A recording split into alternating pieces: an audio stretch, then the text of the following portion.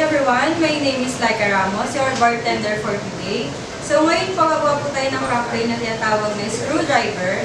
And the mixing procedure po natin is build method. And gagamitin po ating baso is highball glass.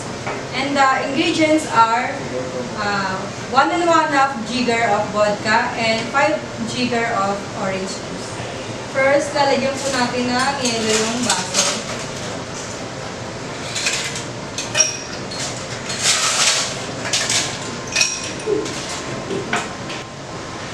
So, 1 and 1/2 jigger of vodka.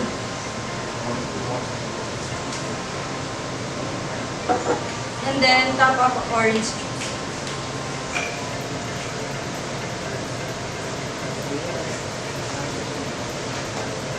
Ang garnish po natin is cherry and orange.